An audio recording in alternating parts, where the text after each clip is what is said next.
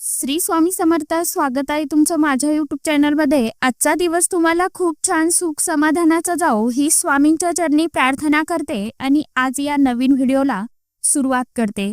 तर बघा, उद्या आलेली आहे सफलता एकादशी. ही एकादशी केवळ व्रत नसून ती आपल्या जीवनाला आनंदाने सुख समृद्धी देणारी एक तिथी मानली जाते आणि ही एकादशी तिथी ही भगवान श्रीहरी विष्णू देवांना समर्पित आहे. तर या दिवशी आपल्याला गाईला काही वस्तू खाऊ घालणे यामागील धार्मिक महत्त्व आणि पौराणिक कथा तसेच वैज्ञानिक कारणे तुम्हाला आजच्या व्हिडिओमध्ये मी सांगणार आहे. तर बघा, सफलता एकादशी ही पौष महिन्यातील एक विशेष तिथी आहे. हिंदू धर्मानुसार या दिवशी भगवान श्रीहरी विष्णू देवांची पूजा केली जाते आणि व्रत ठेवल्याने मनुष्याचे सर्व पाप नष्ट होऊन जातात. महाभारतात युधिष्ठिराने भगवान श्री कृष्णाला एकादशीचं महत्त्व विचारलं होतं. तर भगवान श्री कृष्णाने सांगितले की या दिवशी व्रत केल्याने जीवनातील अडथळे दूर होतात आणि मृत्यूनंतरही मोक्षाची प्राप्ती होते. श्रीकृष्णाने गाईला सर्व देवतांचे निवासस्थान म्हटले आहे. म्हणूनच गाईला ही एक वस्तू खाऊ घालणे हा एक पवित्र कृत्य मानले जातं. तर गाईचं धार्मिक महत्त्व. गाईला हिंदू धर्मात गोमाता म्हणून पूजलं जातं आणि गाय ही एक आपली माय असते असं देखील म्हटलं जातं. कारण गाईच्या शरीरात 33 कोटी देवी देवतांचा वास असतो. धर्मग्रंथामध्ये असं सांगितलं गेलं आहे. तर आजच्या व्हिडिओमध्ये मी तुम्हाला गाईला कोणती वस्तू उद्याच्या दिवशी, उद्या एकादशी आलेली आहे आणि शेवटचा मार्गशीर्ष गुरुवार देखील आलेला आहे, तर या दिवसाला अधिकच अनन्यसाधारण असं महत्त्व प्राप्त झालेलं आहे. तर आपल्याला जेणेकरून आपल्या हातून जेवढी भगवान श्रीहरी विष्णू देवांची आणि माता लक्ष्मींची सेवा होईल तेवढी आपल्याला करायची आहे आणि आवर्जून उद्याच्या दिवशी सेवा करण्याचा प्रयत्न करायचा आहे.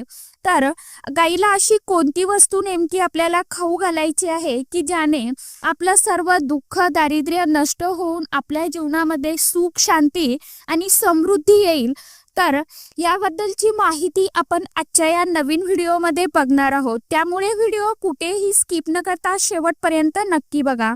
चॅनलवरती तुम्ही जर हा व्हिडिओ पहिल्यांदा बघत असाल तर चॅनलला नक्की सबस्क्राईब करा आणि असेच नवनवीन माहितीपूर्ण व्हिडिओ बघण्यासाठी समोरील बेल आयकॉनलाही प्रेस करा. गाईची सेवा केल्याने आपल्यावरती भगवान श्रीहरी विष्णू देवांची आणि माता लक्ष्मीची अखंड कृपा राहते.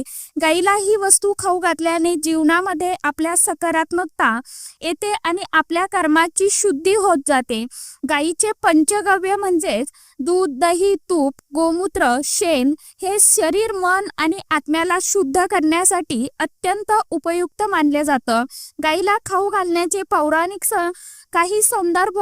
गायीशी संबंधित काही महत्त्वाच्या पौराणिक कथा. अगस्त्य ऋषींनी कथा. एकदा अगस्त्य ऋषींना भयंकर दारिद्र्य आले होते. त्यांनी भगवान विष्णू देवांची उपासना केली आणि गायीला काही वस्तू खाऊ घालण्याचा नियम पाळला. काही दिवसातच त्यांचं जीवन सुख समृद्धी जीवनामध्ये सुख समृद्धी शांती येऊ लागली.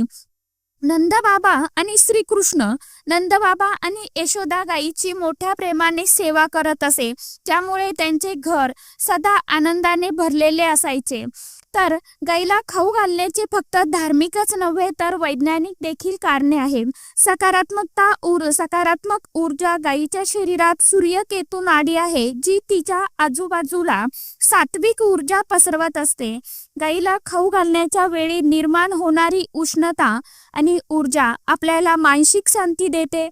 गाईचे शेण आणि गोमूत्र नैसर्गिक खत आणि कीटकनाशक म्हणून देखील वापरलं जातं, ज्यामुळे जमिनीची सुपीकता वाढत जाते. गाईला खाऊ घालून तिच्या पोषणामध्ये सहभाग घेतल्याने आपण पर्यावरण संरक्षणात हातभार लावतो. मानसिक आरोग्य सुधारणा होते. गाईच्या सहवासात राहिल्याने तणाव दूर होतो. तिच्या शांत आणि प्रेमळ स्वभावामुळे मन शांती मिळते. तर आता गाईला अशी कोणती वस्तू खाऊ घालायची आहे की गुळ आणि गव्हाचं पीठ. तर आता उद्या आलेली आहे एकादशी, तर आपण गाईला गव्हाचं पीठ तर खाऊ घालू शकत नाही, तर आपल्याला गुळ आणि शेंगदाणे पहिली वस्तू खाऊ घालायची आहे. गुळ हा आपण गाईला गुळ खाऊ घातल्याने गुळ गोडवा वाढवतो, तर गव्हाचं पीठ खाऊ घातल्याने स्थिरता आणि संपत्तीचं प्रतीक मानलं जातं. परंतु आपल्याला गव्हाचं पीठ आणि गुळ उद्या नाही खाऊ घालायचं आहे, तर आपल्याला हे द्वादशीच्या दिवशी गोमातेला खाऊ घालायचं आहे. द्वादशी म्हणजे शुक्रवारच्या दिवशी दिवसभरामध्ये तुम्ही ह्या 2 वस्तू एकत्र कधीही गाईला खाऊ घालू शकता. आता ही वस्तू गाईला कशी खाऊ घालायची ते बघा. गाईला खाऊ घालण्यापूर्वी हा आपल्याला एक नियम काय करायचा आहे. गाई समोर नम्रपणे उभं राहायचं आहे. नम्रपणे म्हणजे आपल्याला शांतपणे उभं राहायचं आहे. गोमातेला प्रार्थना करायची आहे. तिला खाऊ घालण्याच्या वेळी शांतपणे आपल्या मनामध्ये ओम गोमते नम किंवा ओम नमो भगवते वासुदेवाय नम हा मंत्र आपल्याला जपायचा आहे. त्यानंतर आपल्याला तिच्या पाठीवरून हळूवार हात फिरवायचा आहे आणि तिचा आशीर्वाद आपल्याला प्राप्त करून घ्यायचा आहे. शक्य असल्यास तिला चरणामृत द्या, म्हणजे तिचे पाय आपल्याला धुवायचे आहे. तिच्या सर्वप्रथम आपल्याला हे करण्या अगोदर काय करायचं आहे, एक लोटा भरून पाणी तुम्हाला तिचे 4ही पाय धुवून घ्यायचे आहे. त्यानंतर हळदी कुंकू तिला लावायचं आहे. यानंतर आपल्याला तिला हळदी कुंकू लावून झाल्यावरती दिवा लावायचा आहे. किंवा तुम्ही आता दिवा तुपाचा घ्या, तेलाचा घ्या. शक्यतो तिळाचं तेल दिव्यामध्ये उद्याच्या दिवशी आपल्याला वापरायचं आहे. तर आपल्याला तिला ओवाळून घ्यायचं आहे, नमस्कार करायचा आहे आणि नंतर या गोष्टी आपल्याला खाऊ घालायच्या आहे. ज्यांचा गुरुग्रह कमजोर आहे त्यांनी आवर्जून गुरुवारच्या दिवशी नियमित केळ गाईला खाऊ घालायचं आहे. चना डाळ आणि गुळ खाऊ घालायचा आहे. परंतु आता उद्या एकादशी आल्यामुळे आपल्याला चना डाळ खाऊ घालायची नाही, तर आपल्याला गुळ आणि शेंगदाणे खाऊ घालायचे आहे. त्याचबरोबर आपल्याला उद्याच्या दिवशी लवकर उठायचं आहे. आंघोळीच्या पाण्यामध्ये आपल्याला चिमूटभर हळद आणि गंगाजल टाकून स्नान करायचं आहे. ज्यांना हे शक्य नसेल त्यांनी 1 थेंब तरी आपल्याला कापुराचा जे तेल असतं तर ते देखील तुम्ही टाकून स्नान करू शकता. कारण एकादशीच्या दिवशी तीर्थस्थानी स्नान करण्याला अत्यंत महत्त्व दिलं जातं. आता या धगधगीच्या काळामध्ये आपल्याला सर्वांनाच या गोष्टी एखाद्या पवित्र स्थानी जाणं किंवा नदी तीरावरती जाऊन स्नान करणं आपल्याला शक्य नाही.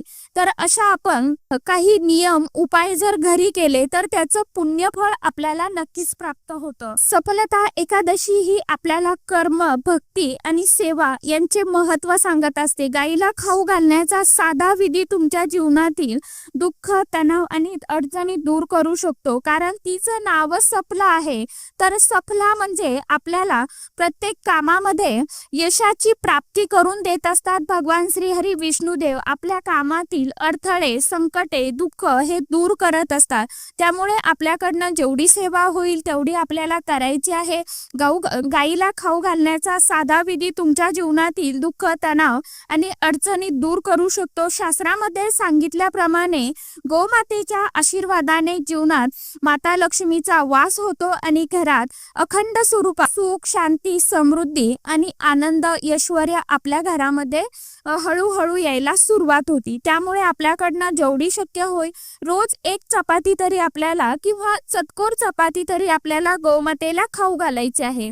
तर मंडळी, गाईला खाऊ घालण्याच्या या परंपरेत केवळ धर्म नव्हे तर विज्ञान आणि पर्यावरणाचाही समावेश आहे.